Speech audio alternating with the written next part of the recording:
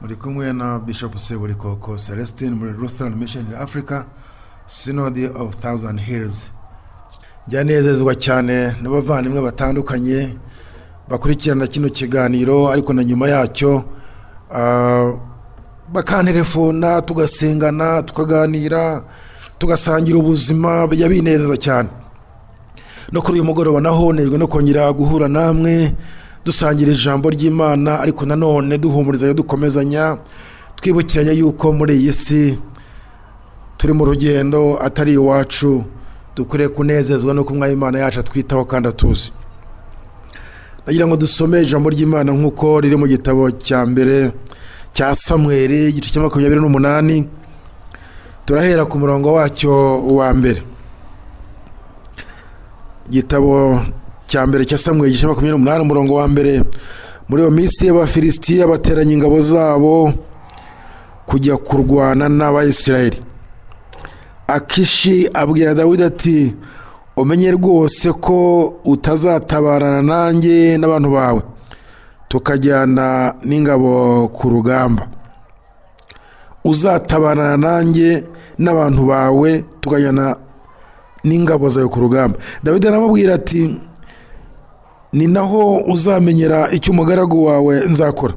Akishi abwira Dawidi ati, nicyo kizatuma nkugira umurinzi w'umutwe wanjye iminsi yose. Ariko murongo wa 3, ariko Samuel yari yarapfuye. Abisirayeli bose baramuririra bamuhamba mu mudugudu we Irama. Kandi Sawuli yari yaraciye abahanzweho n'imyuka mibi n'abashitsi muri icyo gihugu. Bukeye Abafilisitiya baraterana baraza bagerereza Ishunemu. Sawuli nawe ateranya Abisirayeli bose bagerereza Igilibowa. Sawuli arabutswe ingabo z'Abafilisitiya aratinya, umutima we urakuka cyane. Sawuli aherako agisha Uwiteka inama. Uwiteka ntiyagira icyo amusubiza, haba mu nzozi, haba na Urimu, haba n'abahanuzi. Sawuli aherako abwira abagaragu be ati, nimunshakire umushitsikazi njye kumushikisha. Abagaragu be baramusubiza bati, hariho umushitsikazi kuri Endori. Nuko Sawuli ariyoberanya yambara indi myambaro, ajyana n'abagabo babiri bajya kuri uwo mushitsikazi nijoro. Maze Sawuli yaramubwira ati, ndakwinginze nshikishiriza umwuka uguhanzeho unzurire uwo nkubwira. Uwo mugore aramusubiza ati, mbese ntuzi icyo Sawuli yakoze, uko yarimbuye abahanzweho n'imyuka mibi n'abashitsi akabaca mu gihugu? Niyo yitumye utega ubugingo bwanjye umutego kugira ngo unyicishe? Sawuli amurahira Uwiteka ati, nkurahiye Uwiteka uhoraho, icyo cyo ntuzagihanirwa. Mwami Imana yacu, mu izina rya Yesu Kristo turagushimira kuko uri umwami kandi uri umwungeri wacu, kandi utwitaho ibihe byose, n'igihe twashobewe, n'igihe twifuza ko twabona imbaraga ku bapfuye, n'igihe twifuza ko abahanuzi aricyo baduhanurira. Turagushimira ko ujya hejuru ya byose. Niyo baceceka we ntiwaceceka, niyo bakomona cyo wakora wowe ufite icyo ukora. Mwami turagushimira kuko iyo twarindagijwe n'ibihe ujya udutabara ukatugarura, ujya utwitaho ukaduhumuriza, ujya udukomeza twakutse imitima. Mana mu izina rya Yesu Kristo, abagabo n'abagore, abasore n'inkumi bakutse imitima mu gihe cya none, bafite ubwoba mu gihe cya none, bazengurutswe n'ingabo z'ibibazo mu gihe cya none, abadayimoni baduhagurukira kenshi mu gihe cya none, bakatwereka ibitugoye, bakatwereka ibyatunaniye, bakatwereka ibidutsinda. Kandi ni ukuri koko ibyaha byacu rero tujyana kuri ubwiza bwawe ndetse n'iyi si nawe ukadukaranga. Ariko data, hari ibyiringiro mu izina rya Yesu. Turagushimira kuri uyu mugoroba yuko ufite amagambo y'ibyiringiro kuri twebwe, ufite amagambo yo kuduhumuriza, ufite amagambo yo kudukomeza, ufite amagambo yo kutwereka icyerekezo, ufite amagambo yo kudutabara mu izina rya Yesu Kristo. Gutabara guturuka ahahera Uwiteka, gutabara guturuka mu maboko y'Uwiteka, gutabara guturuka mu ijambo ry'Uwiteka. Kugereye kuri uyu mugoroba icyo Uwiteka yavuze gisohoze, yuko uzatabarwa mu gihe cya none. Koko data wa twese wo mu ijuru ajya tubera nk'ababyeyi bafite urugwiro batabara abana babo. Mwami ngwino uhumurize ubugingo bwacu, mwami ngwino icyo wadukora kuri mugoroba, duhumurizwe no kutwitaho, mu izina rya Yesu Kristo umwami n'umukiza wacu, amina. Ni umugoroba w'umunezero, aho twibukiranya icyaduhesha amahoro. Iki kiganiro duhora dutega amatwi, twumva, ducishaho, yaba jyewe cyangwa abakozi b'Imana dukorana nabo muri Lutheran Mission Africa, abapasitori batandukanye bafite ubuhamya butandukanye kandi bagenda batanga ubuhamya bwo gufasha. Turashima Imana yuko kugeza kuri uyu mwanya Uwiteka adukinguriye imiryango kugira tuganire nawe. Dufite abapasitori batandukanye bafite ubuhamya bwiza, bajya batubwira ibyo Uwiteka yakoze mu buzima bwabo.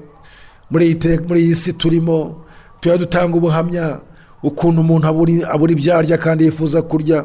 Tuya dutanga ubuhamya ukuntu umuntu yifuza kwambara ariko akabura icyo yambara.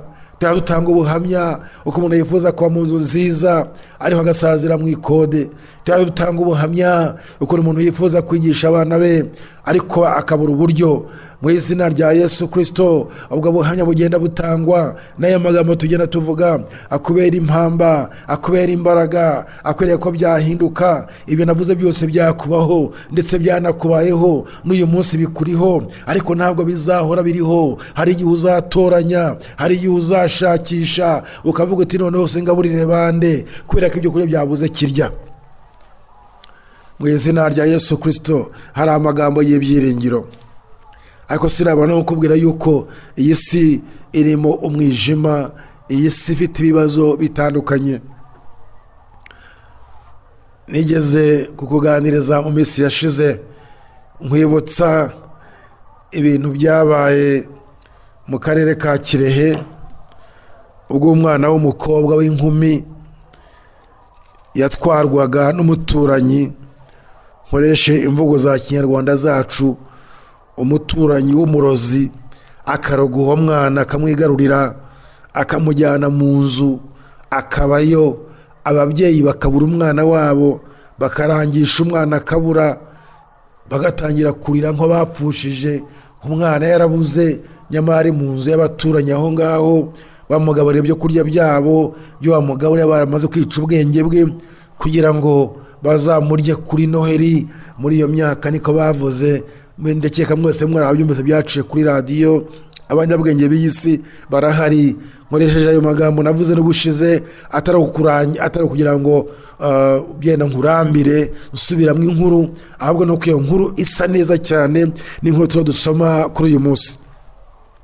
Ububasha rero burahari. Abantu bafite ububasha bwo kwica, abantu bafite ububasha bwo kwica ubwenge, abantu bafite ububasha bwo kurya abandi, abantu bafite ububasha ndetse bwo kuzura abapfuye.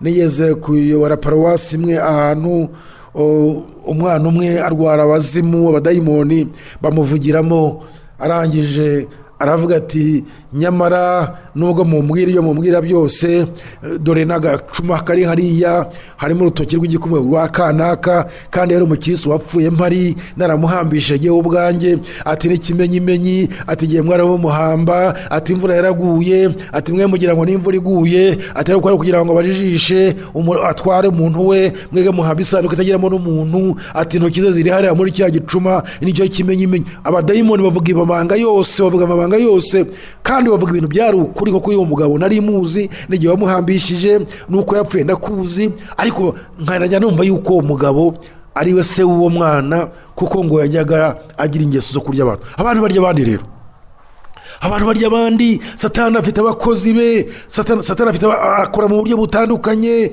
Niyo mpamvu abantu duhamuka, niyo mpamvu dukuka umutima, niyo mpamvu tubura amahoro, kuko Satani n'ubutware bwe bwose akoresha ibyo byose. Imana irarema, Imana ikaduha amahoro, Imana ikaduha ubuzima, Imana ikaduha umudendezo, Imana ikaduha icyerekezo, ariko imyuka mibi n'abadayimoni bakatwindagiza mu buzima bwacu, abandi bagapfa imburagihe tukagira ngo bapfuye bazize urupfu rusanzwe kube bishwe n'abadayimoni. Imyuka mibi iriho, imyuka mibi ibaho, kandi utizera umwami wacu Yesu Kristo biramukwiriye ko yagira ubwoba, biramukwiriye ko yakuka umutima, biramukwiriye ko yarindagizwa n'ibihe, biramukwiriye ko yakumva inzu yatayibamwo, biramukwiriye ko yanahimuka muri quartier agashakisha ahandi yibaza ngo hazajya byibura azahagira agahenge. Ndashaka kubwira yuko nawe uzajya hose uzahasanga abantu kandi abatizera Imana igihe cyose, abatewerwa n'umwuka w'Imana, abo sabana b'Imana kandi barurwa n'umwuka mubi, bayoboka imyuka y'abadayimoni. Paulo yarabivuze neza mu gice cya 8 cy'Abaroma, abatewerwa n'umwuka w'Uwiteka bayoborwa n'imyuka mibi. Ariko twebwe abahawe agakiza, abakejijwe, ababohowe, abagiriwe ubuntu kubw'umwami wacu Yesu Kristo tukamwizera, twahindutse kuba abana b'Imana. Umwuka we uba muri twe udutakisha uti abadata, tugatakira data twese wo mu ijuru, tukamubwira amabanga y'imitima yacu, tukamubwira Satani dutera, tukamubwira n'abo badayimoni dusanga, tukamubwira n'ibidukura umutima, tukamubwira n'ibitwima amahoro mu izina rya Yesu Kristo. Iyo twatuye ibyo tubura amahoro uyu munsi, ariyo rero tukayabona, kuko ijambo riratubwira ngo ntabwo buzajya bwitwa ejo, n'uyu munsi wababara ariko ejo uzaseka, niyo munsi warwara ariko ejo uzakira. Ibidakirwa n'abaganga basanzwe Yesu aradukiza. Hari urugero rufatika rero hano, hari umuntu wahangayitse kandi yari umwami, yarakomeye, afite ubutware, afite ububasha, afite byose, nta cyabuze, afite ingabo, afite masambu, afite amatungo, afite abagore, afite abana, afite byinshi, afite byose. Yewe Imana ariyo yamusigisha amavuta imuha ubwami, umwami wa mbere w'Abayisiraheli ariwe witwa Sawuli. Abaho ariko abuza amahoro. Nubwo afite ibyo byose abuza amahoro.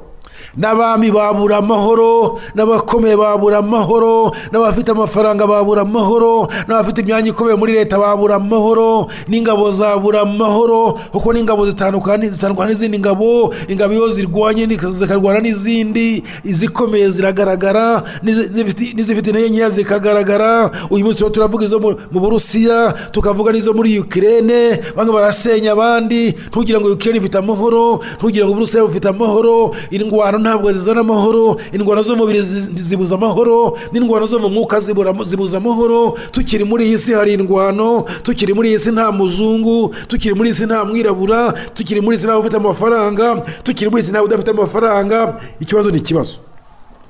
Tukiri muri iyi si, ndashaka kubwira ngo tukiri muri iyi si dufite ibibazo. Niba umwami Sawuli, umwami w'Abisirayeli wa mbere ukomeye, ufite byose, yabuze amahoro, yakutse umutima kubera Abafilisitiya, arebye akareba ingabo zabo, akareba uko bahagaze, akareba uko bahanganye, bamwe bari hakurya abandi bari hakuno, hagati yabo hari igikombe. Ariko yareba izo ngabo agakuka umutima. Niba abami bakuka umutima, wibaza yuko wowe ukiriritse bikomerera gute? Icyo ushaka kubwira ni uko abantu bose bakuka umutima, abantu bose bagira ubwoba, abantu bose bagira ibibazo. Mwibutse umwami Sawuli ko yashyizweho n'Imana ubwayo, agasigwa amavuta na Samweli. Bibiliya tubwira ngo ni umutambyi, akongera akaba n'umuhanuzi. Ariko igihe kiragera, nubwo yamusize amavuta, mu gice cya 15 igitabo cya mbere cya Samweli, Bibiliya tubwira ko Sawuli atabashije kumvira Uwiteka, yakoze iby'Imana idashaka. Kuko Imana yari yarakariye Abamaleki igihe bicaga Abayisiraheli bari mu nzira bava mu Egiputa bajya i Kanani. Imana iravuga iti, ubu bwoko bw'Abamaleki igihe gikwiye nzabutsembaho, maze igihe gikwiriye. Mu gice cya 15 Imana ibwira Sawuli iti, ngaho manuka ugende wice umwami Agagi n'ingabo ze zose, ntumusige ubarangize, kubera ko bankoreye nabi bakica ubwoko bwanjye Abayisiraheli bavaga i Kanani, bavaga mu Egiputa bajya i Kanani. Gende wamareho. ariko biratubwira ngo Sawuli agiye kwica Agaga amufatamira ntiyamwica ndetse atwara ngo inka zimeze neza zibyibushye n'ayandi matungo n'ibindi bimfitiye akamaro arabitwara kandi Imana amubwiye ngo ntagire icyo atwara arimbureho byose. Hepfo biratubwira ngo maze Samweli aramubwira ati kubera ko utabashe kumvira Uwiteka nawe akuvanyeho ubwami, ngo guhera uwo munsi maze umwuka w'Uwiteka wajya guza kuri Sawuli ntiwongera kumuzaho, ahubwo imyuka mibi itangira kumuzaho. Ariko birekana tubwira ngo umwami Dawidi yacuranga maze ngo abadayimoni imyuka mibi iri muri Sawuli maze igacuba maze Sawuli ubuzima bugakomeza. Natinze ku mwami Dawidi n'umwami Sawuli, reka nkomeze kuje tugeze ku gice noneho Samweli wamushyizeho amavuta, Samweli witwaga umutambyi, Samweli witwaga umuhanuzi arapfa. None Sawuli afite ingabo z'Abafilisitiya bamuteye bagiye kurwana nawe. Bibiliya yatubwiye ngo bamwe bahagarara Igiribowa maze abandi nabo bahagarara ku kandi gasozi twamaze gusoma mu gice cya 28 bahagarara bahanganye. Ariko igihe bari bahanganye ku murongo waho wa 4 Bibiliya iratubwira ngo bukeye Abafilisitiya baraterana baraza bagerereza Ishunemu. Abafilisitiya bahagarara Ishunemu igihe Abisirayeli bari bahagaze Igiribowa maze ngo barahangana. Sawuli arabutswe ingabo z'Abafilisitiya aratinya, umutima we urakuka cyane. Maze icyo yakoze ni iki? Ku murongo wa 6 tujya tubikwa dutyo mu buzima bwacu. Sawuli ahanganye n'ingabo z'Abafilisitiya, nta nubwo bitubwira yuko abasirikare ba Sawuli aribo bagize ubwoba, ahubwo biratubwira ngo Sawuli ubwe ari we mwami, ari we bakabwiye ingabo icyo zagakoze akazihumuriza, ngo abonye izo ngabo akuka umutima, abonye izo ngabo aratinya, abura icyo akora. Ndabizi nawe mu buzima hari ibyo uhura nabyo bikagukura umutima, hari ibyo uhura nabyo bikagutera ubwoba ndetse ugafata imyanzuro imwe. Navuze ngo arabifuza kwimuka aho batuye. Hari abandi bafata icyemezo, yari umukobwa agatera ubwoba n'ubuzima bayeho. Ndashaka kubwira wa mukobwa ubushize uranganirije urambwira uti ndabona imyaka yanjye mfite uburenganzira n'ubuzima bwatuma nshaka umugabo nk'abandi bakobwa tungana nabo, ariko ndabona hari ibintu, ndabona hari izindi mbaraga, ndabona hari ubundi bubasha butuma ntava iwacu. Urambwira ngo dusenge, kandi kuko naragusengeye n'ubu ndacyagusengera, niyo mpamvu byatuye n'akanwa kanjye, kuko hari ibidutera ubwoba, hari imigisha ubona wateganirijwe ngo ushake nk'uko abandi bashaka, ariko ukabona inzitizi, ukabona impamvu, ukabona hari ibintu bikugaragariza neza yuko hari impamvu zibitera, ugakundwa nk'abandi. Igihe cyo kugira ngo ugende ntiyabura impamvu ibyica. Ndashaka kukubwira ko ibikura umutima, ndashaka kukubwira ko ibitera ubwoba birahari, biratuzengurutse. Ari abahungu niko bimeze, ari abakobwa niko bimeze, ari abagabo mu ngo niko bimeze, yewe n'abana bato niko bimeze.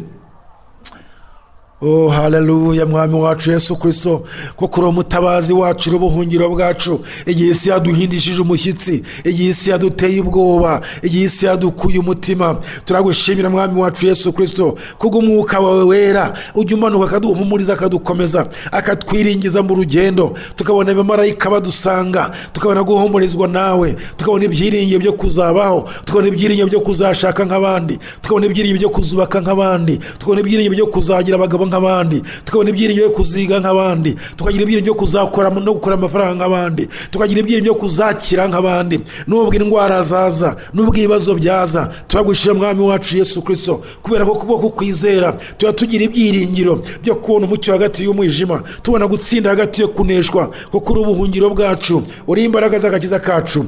Maze Sawuli amaze kugira icyo kibazo atangira gushakisha icyo yakora, Umurongo wa 6 watubwiye ngo Sawuli ahera ko agisha Uwiteka inama, Uwiteka ntiyagira icyo amusubiza, haba mu nzozi, haba na Urimu, haba n'abahanuzi. Uwiteka ntiyagira icyo amusubiza, haba mu nzozi, haba Urimu, haba n'abahanuzi.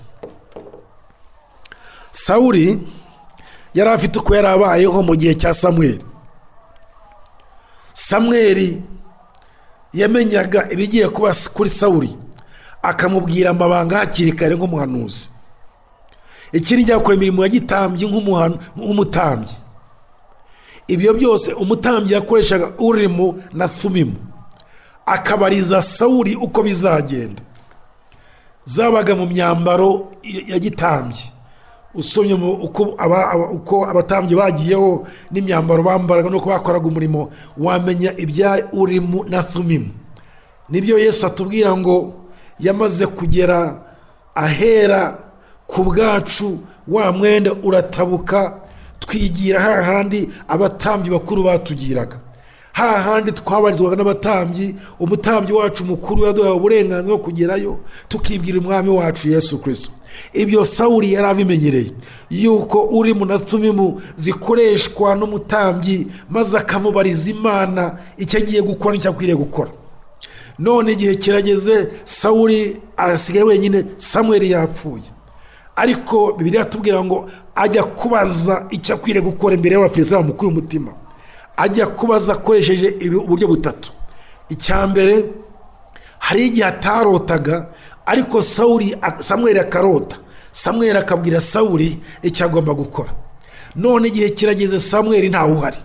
Sawuli akarindira ko arota kugira ngo Imana igire ikimubwira bigiye kumubaho, birabura.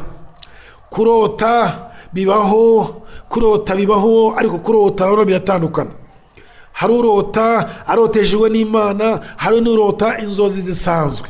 Uwamenyereye kurota yotejwe n'Imana, iby'Imana yamubwira bibona, kuko Imana ifite umugambi kugira ngo amenye icyo azakora mu gihe cyacyo. Yewe n'abavuga ubutumwa tuyaturota, ugategura ubutumwa mu matoro yacu, tuyatugira ibice biteganijwe n'intego iteganijwe. Ariko igihe ukarota urimo ubwiriza igiterane kinini n'intego hakaza iyindi, ukarota bikaza muri iryo yerekwa ritera ityo, bwacyo wajya kubwiriza ugahindura intego yari iteganijwe n'itorero, kuko warose inzozi, maze ukangutse usanga za nzozi urahatwa n'umwuka w'Uwiteka kuzikoresha, kandi wabikora ko ibitangaza bigakoreka. Tukabona abarwayi bakira, tukabona abantu babohoka, tukabona barira mu rusengero ko ibitangaza Imana yakoze, tukabona bahimbaza Imana ko ibitangaza Imana ikoze, tukabona abantu bahindura ubuzima, tukabona ingo zongera gusabana, ubuzima bwari bwarahagaze. Iyi Imana yakoze ikoreye mu nzozi, ikoresha umukozi wayo mu gihe gikwiriye. Ndashaka kubwira ngo hari impinduka ku mukozi, hari impinduka ku bigiye kuba, hari impinduka ku bagiye kubwirwa. Uko Uwiteka yavuze,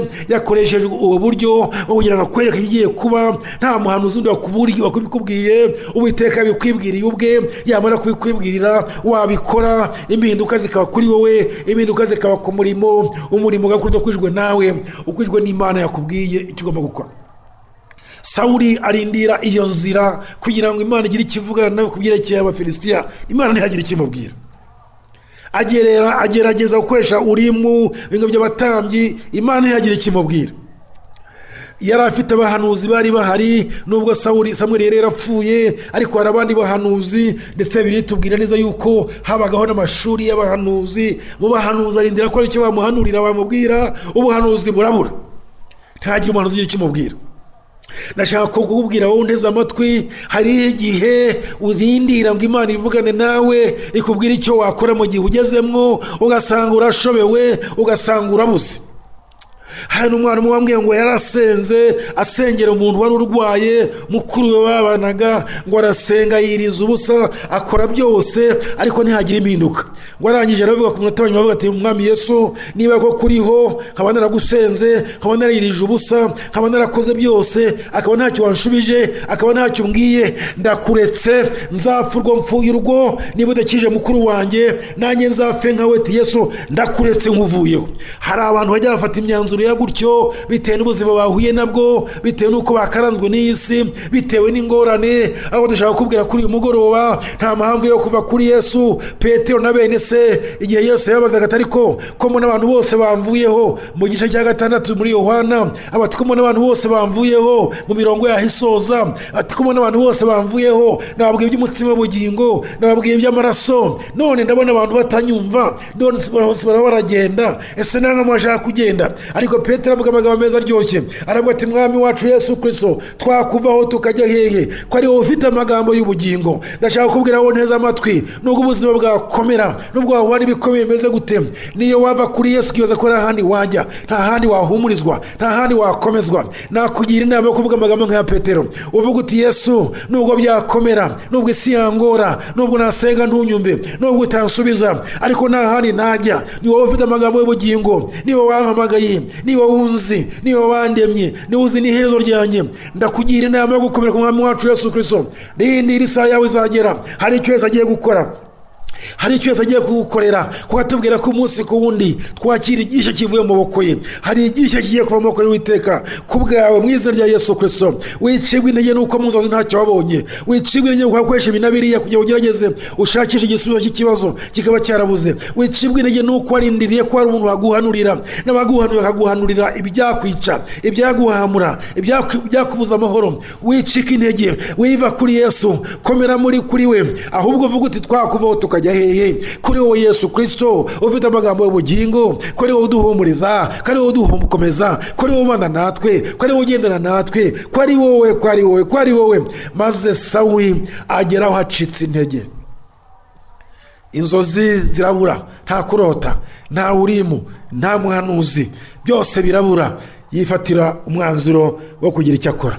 Ndakugira inama kuri uyu mugoroba yuko utakwifatira umwanzuro nk'uwa Sawuli, kuko Sawuli yafashe umwanzuro w'umuntu utakigira umwuka w'Uwiteka, kuko ijambo ryahanuye ngo ingoma yihawe Dawidi. Niyo mpamvu myuka mibi yakoreraga muri we, maze umwuka akabura haca, umwuka akabura uko amukorera, ubuhanuzi bukabura aho buca, inzozi zikabura aho zica, inama zikwiriye zikabura aho zica, kubera umutima winangiye, kubera umutima waretse Uwiteka, kubera umutima utakira amasezerano. Umwanditsi yaravuze, Ezekiyeli yaranditse aravuga ngo igihe kiraje kandi kirasohoye, ubwo Uwiteka agiye kuduha umutima atari nka wundi wa kera, atari umutima w'ibuye, agiye kuduha umutima w'inyama, umutima wakira amasezerano, umutima umwuka yaza agaturamo. Uwo niwo mwuka dufite, uwo ni umwuka twahawe. Ariko Sawuli kubera gusubira inyuma, Sawuli kubera kutumva icyo Imana yamubwiye, Sawuli kubera kureka ibyiza Imana yamuhaye akabyirengagiza agashaka gukora ibye, dore Imana iramureka, imyuka mibiza muri we. Wireka Uwiteka, wireka Yesu Kristo. Nureka Yesu Kristo, imyuka mibi izaza muri wowe, kandi nta kimana izavugana nawe. Naho yavuga ntiwamenya icyo yavuze, kuko imyuka mibi izitiye umwuka w'Uwiteka kugira ngo agire avuga icyo avugana. Sawuli kubera umutima, kubera gusubira inyuma, kubera imyuka mibi ikorera muri we, aho kugira ngo arindire kumva icyo Uwiteka azamubwira, icyo Uwiteka uzamukorera, afata umwanzuro ku murongo wa 7. Arangije aravuga, Sawuli aherako abwira abagaragu be ati, nimunshakire umushitsikazi njye kumushikisha. Munshakire umupfumu. Abashitsi usomye amagambo akurikiraho ni abapfumu bari bafite ububasha, bafite abadayimoni, bafite imyuka mibi ikorana n'abapfuye. Wamubwira uti kanaka data yarapfuye ndamukumbuye, numva nifuza kongera nkabonana nawe, agakoresha iyo miti, so akazuka akagaruka akabonana nawe, akongera akagenda, nawe ukagenda ugahumurizwa nuko wabonye uwo nguwo wari warapfuye. Tuyitanya nakubwiye ngo ubwo bubasha no mu Banyarwanda burahari. Nakubwiye ngo umwana wakiriye hariya bamukize mu nzu, ubwenge burapfa, atasohoka ngatayi wabo, kandi ari abaturanyi kubera iyo miti, kubera ubwo bwenge, kandi barafite uburenganzira n'ubushobozi bwo kuzamwica ku Noheri bakamurya. Uwabikoze yarabyivugiye, ubwo bubasha burahari. Nugira ibyo uhakana, ntuzahakane imikorere imyuka mibi. Imyuka mibi ifite ububasha, gusa umyuka mibi ni imyuka mibi nyine, ikora ibibi, irica ntabwo ikiza. Umwuka turimo muri twebwe, umwuka nyuma yo kwizera umwami wacu Yesu Kristo, ni umwuka w'ubugingo, uduha ubugingo, uduha kubaho. Twakwatura muri uwo mwuka tukabeshaho abandi, tugakiza benshi. Ntabwo dukorana n'abapfuye, dukorana n'abazima. Abapfuye tuzi ko baba baruhutse imihati yabo, ntabwo tuye gukorana nabo. Ariko abashitsi bari bafite ububasha, n'uyu munsi nahuye ngo barahari. Nakubwiye ngo byambayeho, nakubwiye ngo umukristo wanjye yarapfuye, undi yuzuye abadayimoni avuga amabanga yose, ukuntu yapfuye imvura ikanagwa, ukuntu bibye umurambo tugahamba isanduke itagiramo umuntu, atubwira n'inzara z'intoke zaho ziri, abivuga abadayimoni muzuye. Ibyo ndakubwira ko bihari, ntuzabirwanye, ahubwo ntuzemere ko bitura muri wowe. Ntuzemere ko umuryango w'iwanyu bizamo, ntuzabyemere. N'uwo waragize amahirwe yo gukizwa, ntuzemere nyoko, ntuzemere so, ntuzemere mwene so wanyu yuko imyuka myikorera muri we, kuko hari igihe uzagira intege nkeya, imyuka mibi y'iwanyu nawe ikakwica kandi warakijwe, warakize iyo myuka mibi. Ndashaka kukuburira kuri uyu mugoroba, wirinde utagwa. Niko Bibiliya itubwira ngo wirinde utagwa, ahubwo komeza icyo ufite kugira umwami wacu Yesu Kristo icyo yadusezerera azagisohoze. Ariko imyuka mibi irahari, abadayimoni barahari, amajini arahari, gukora kwa Satani kurahari mu buryo butandukanye. Ariko Yesu yaduhaye ubutware bunesha ubwo ngubwo. Niyo Paulo yabwiye Abakolosayi, arabwira tumva, ntabwo twe turwana n'abantu bafite imyuka, abafite inyama n'amaraso. Twe turwana n'imyuka biyo mu kirere itagaragara, iyiturwaza, iyitwima amahoro, iyitwikira gahunda z'ubuzima, iyiturindagiza, ikadutwara abageni bacu, ikadutwara imari zacu. Twacuruza ntitwunguke, twakwiga tukabona amashuri ntitugira akazi. Iyo myuka mibi niyo turwana nayo mu izina rya Yesu Kristo. Kuri uyu mugoroba ndashaka kubwira yuko hari umwuka w'Uwiteka mu izina rya Yesu Kristo, umwuka w'ibyiringiro, umwuka w'imbaraga unesha ibyo byose bigutegera mu nzira, bigutegera mu mashuri, bigutegera mu mihanda, bigutegera mu kazi, bigutegera amaduka. Mu izina rya Yesu Kristo duhagaze twanga no kwamagana izo mbaraga z'uwo mwijima, twatura no kuvuga gukiza kwa Yesu. Ni imbaraga zikorera muri we, zineshiza zose, imbaraga z'ubugingo, imbaraga zikiza, igize abandi zica. Ariko iyo wasubiye inyuma wibaza yuko kujya mu bapfumu, wibaza yuko kujya ahahandi ariho hakugirira akamaro. Iyo wasubiye inyuma ukuka umutima. Ubundi Bibiliya tubwira ngo twahawe umwuka utari ubwoba kugira dutinyuke. Twahawe umwuka wo gushira amanga, tugahagara imbere y'abakomeye, tugahamya kwizera k'umwami wacu Yesu Kristo. Ubushize twavuze kuri Petero na Yohana bagenzi buzuye imbaraga z'umwuka wera, bashira amanga bavuga ibibarimwo nk'uko umwami wacu Yesu Kristo yabahaye. Iyo dushize amanga twuzuye umwuka wera, tuvuga ibyo Yesu Kristo yatubwiye, tuvuga ibyo kubaho, tuvuga iby'ubugingo, tuvuga ibyo kubohora, tuvuga ibyo kubohoka, akira kubohoka mu izina ry'umwami wacu Yesu Kristo. Kandi imbaraga z'umwijima zitsindwe. Ariko iyo twasubiye inyuma dushakisha imbaraga ahandi, dushakisha imbaraga mu baduhanurira, dushakisha imbaraga mu barota ku bwacu, dushakisha imbaraga dukoresheje iz'abapfumu. Iyo urebye abapfumu ibintu bakoresha, abazi byitwa inzuzi, bijya gusa cyane na Urimu na Tumimu abatambyi bakoreshaga. Abatambyi b'iyi si, iyo ubuze umutambyi mukuru umwami wacu Yesu Kristo, ujya mu batambyi b'iyi si, ujya mu bapfumu, bakakurindagiza, bakakubwira ibyawe. Ndashaka kubwira yuko igihe turimo ntabwo turi mu gihe cyo kubwirwa ibyacu n'abantu bo mu mwijima.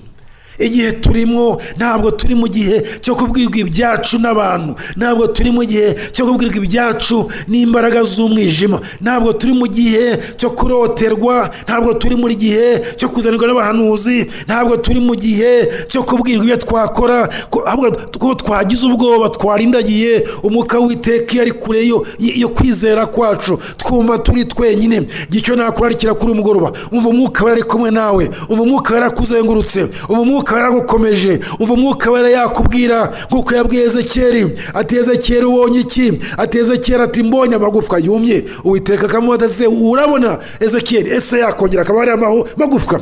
Ezekiyeli ati urabizi we Mana, biratukwiriye mu gihe cyacu twuzuye umwuka w'Uwiteka, twuzuye umwuka twahawe mu gihe cya Pantekoti. Mwami wacu Yesu Kristo akaza muri iyo shusho mu buryo bw'umwuka, tubona ibishobora kubaho niyo byaba byarapfuye, tubona ibyo abantu bishe bikira mu izina rya Yesu Kristo, tubona ibizitiwe n'iby'iyisi bibohoka mu izina rya Yesu Kristo. Ndashaka kubwira ko hari ibyiringiro, ndashaka kubikubwira ko nta mpamvu yo gusubira inyuma, kandi Bibiliya tubwira yuko nta nubwo Imana yinezezwa, nta nubwo Imana yishimira abasubiye inyuma, ahubwo inezezwa nuko Zaburi yabyanditse avuga ngo niyo twagwa ngo nta nubwo tuzarambarara. Kubera iyo mpamvu ngo wa mwanzi wanjye we winyishima hejuru, kuko niyo nagwa nzongera mpaguruke, kuko niyo sezerano ry'Imana. Niba waracitse intege ukabona Abafilisitiya baguteye mu buryo butandukanye, Abafilisitiya bashobora kuba abaturanyi bawe, Abafilisitiya bashobora kuba so cyangwa nyoko, Abafilisitiya bashobora kuba abana bawe, Abafilisitiya bashobora kuba ubukene bw'iyi minsi ya none, Abafilisitiya bashobora kuba uburwayi, Abafilisitiya bashobora kuba kutabona ibyo ukeneye kubona muri iyi si, Abafilisitiya bashobora kuba icyo ari cyo cyose kiguteye ubwoba, uhanganye nacyo ureba n'amaso yawe, amaso yawe agatinya, umutima wawe ugakuka, ukabura ibyiringiro, ukabura icyo wakora. Ariko biritubwira neza yuko dushira amanga tugatinyuka. Iyo ubona ufite ubwoba ugasubira inyuma bingana gutyo, ni ikimenyetso cyo kuwasubiye inyuma, ni ikimenyetso cyo kuwavuye amasezerano, ni ikimenyetso cyo kuwaretse bijya wera, ni ikimenyetso cy'uko inzozi wajyaga urota Yesu aho buri kigo umenye gukora zarakamye, yereko wajyaga ugira ryaragiye, ubuhanuzi wajyaga ugira ku bwawe ndetse no ku bw'abandi bwaragiye, ndetse niyo ubikoze muri iyi minsi ubikora nkawe kuko waraguye. Ariko Umwami wacu Yesu Kristo aravuga ati haracyari ibyiringiro, haracyari ibyiringiro, haracyari ibyiringiro. Ati umwana w'umuntu nababatura muzaba mubatuye by'ukuri, nimumenye ijambo, nimumenye agakiza, muzaba mubatuye by'ukuri, ntabwo muzapfa kurindagizwa n'ibihe, muzamenya icyo mukora mu gihe cyacyo.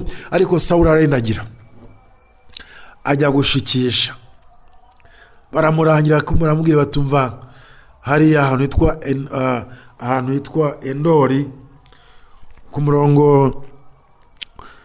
wa 7, abagaragu be baramusubiza bati hariho harimo umushitsikazi kuri Endori. Nuko Sawuli ariyoberanya, yambaye n'imyambaro, ajyana n'abagabo babiri bajya kuri uwo mushitsikazi nijoro. Ingaruka zo gusubira inyuma, ingaruka zo gutinya ibyo uhanganye nabyo. Kandi Yesu yari yatubwiye ati nimutinye abica uyu mubiri, ahubwo mutinye ushobora kwica umubiri akica n'ubugingo. Niko yabwiye intumwa. Ariko twebwe tuyatunanirwa tugatinya ndetse twarwaye urutoki gusa, tugatinya ndetse twarwaye ikirenge gusa, tukava mu byizerwa gusa twabuze ibitotsi gusa, tukava mu byizerwa kubera amasambu gusa twarwaniye, tukava mu byizerwa ko twapfushije gusa, kavuga uti none n'undi nawe azapfa, reka njye gushaka imiti yatuma adapfa. Umwe yapfa tukarindagizwa n'ibihe. Abafilisitiya baza mu buryo butandukanye, ibibazo biza mu buryo butandukanye, intambara ziza mu buryo butandukanye. Yesu ati nimutinye ibyo ngibyo muzahura nabyo, kuko muri iyi si mugira imibabaro. Niko yabivuze muri Yohana igice cya 16. Atariko nimuhumure nisinanesheje, kuko ndi kumwe namwe mukomere mu izina rya Yesu Kristo. Ariko siko biyo yitumerera, tuyadushakisha inzira ahandi. Umukobwa agafata icyemezo cyo kwishingira ndetse akishingira kutamukunda, umuhungu agahitamo bita gukocora, ati kana karambenze none akamfa gufata uriya uzaza kumusura mukobwa wamusura agakinga agakocora. Ukabikora gutya kubera ko ari waguhemukiye, tukifatira ibyemezo. Hari abandi bavuga ati kubera ko kana kamemukiye reka narenze kumwereka yuko nangenza ubwenge, akagurisha isambu akaja gushaka imiti kugira ngo namukore nk'ibyo bamukoze. Tuyadushakisha ibisubizo mu buryo butandukanye, amakimbirane akaza ugashakisha umutima wakimbirane. Niko Sawuli yabigenje ashakisha umushitsikazi kandi Bibiliya yatubwiye ngo ubwe agifite umwuka w'Uwiteka ku ngoma agikora na Samweli yari yaravuze ngo abahanuzi b'ibinyoma abashitsikazi abo bose bapfumu n'abandi bose mubashake mu bampe mbice arabicara bamara ariko gihe kiragera bamwe yishe bamwe yamaze yumva bakeneye imbaraga yumva bakeneye ubufasha yo mu izina rya Yesu Kristo mwami Yesu dutabare mwami Yesu dutabara mwami Yesu dutabara dusubiye inyuma mwami Yesu dutabare dusubiye tuvuye mu byizerwa mwami Yesu twarasogongeye amata y'umwuka twaramenya agakiza twarabohotse twarabohowe twaratejwe urutambwe twarabonye ijuru rikingwa ku bwacu twarambutse imigezi tuzamuka iyindi twarabonye gukomera kwawe twarahamijwe mu ndirimbo twarahamijwe mu materaniro twarahamijwe ahera Uwiteka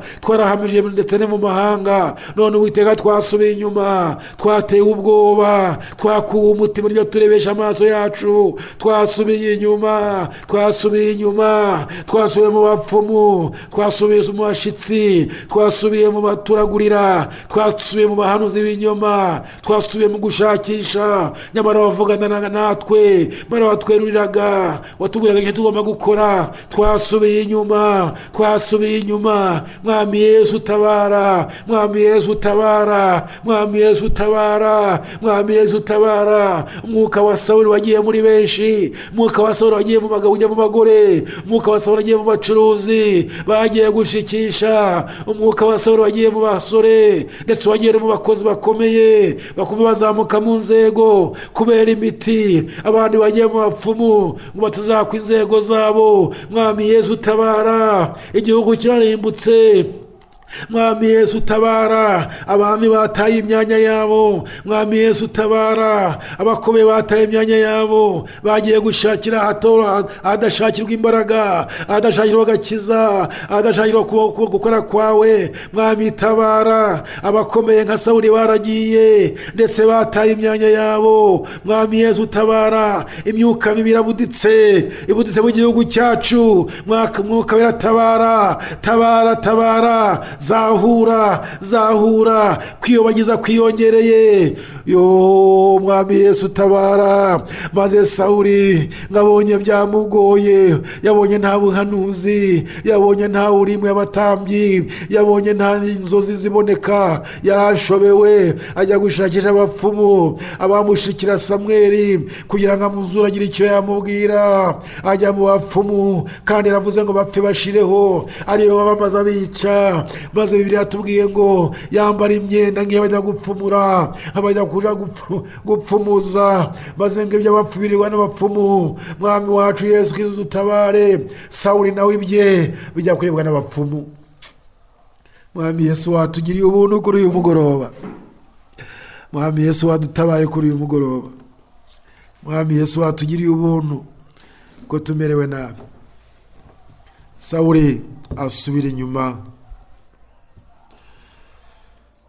yambara imyenda ya nijoro iyoberanya nk'umwami ajya mu bapfumu garukira aho ngaho harugeze mwami Yesu agutabare mwami Yesu akugirire neza mwami Yesu ndagushimira kubwira ijambo ryawe rizima mwami Yesu ndagushimira ko turi ko ntago dukwiriye gutinya muri iyi si igihe turi kumwe nawe wadusezereje ko uzatubwira dukeneye byose wadusezereje ko uzagenda natwe kugeza kumeruka y'isi watubwiye ko twahura n'ibikomeye nta mpamvu yo gutinya kuko abafite ububasha bwo kuturindagiza ariko ntabwo ufite ububasha bwo gutwara ubugingo bwacu data ndakwingiza kugira ngo uhe n'ibyifuzo by'uriya mugabo uhure n'ibyifuzo by'uriya mugore kuyagarukira hariya uhure n'ibyifuzo by'uriya musore n'uriya mama ndetse n'iriya nkumi mu izina rya Yesu Kristo mwami garura intama zawe twaratanye twagiye kureba ubwiza bwawe mwami garura ku bw'ubuntu bwawe tugarure mwanya wacu mwami waza umwuka yarakomere kuri twebwe utubwire icyo tugomba gukora gikwiriye uturinde kwirengagiza n'ibihe tugezemo utugarurira ku bw'ubuntu bwawe urakoze mwami Yesu ugiye kugeza indwara ugiye kubohora ugiye gukora ibitangaza ku bwacu kubera ko twahugarukiye twumvise gutabara kwawe kandi urakoze uko indwara zigiye gukira maze ibyacu byose bibe byaratwawe n'imyuka mibi bikagaruka kubw'umwuka wawe ukorera muri twebwe icyubahiro gikomeze kuba icyawe kuri uyu mugoroba mu izina rya Yesu Kristo mwami n'umukiza wacu amina. mwari kumwe na Bishop Sebirikoko Celestine. Ushatse ko twarushaho kuganira no gusengeranira inomero 0783 70 97 karindwi 0783 70 97 karindwi. Imana iguhe umugisha. Nukenera ko twasengana twashaka kumva icyo Uwiteka dukorera, uzampamagare tuvugane. Imana iguhe umugisha. Murakoze.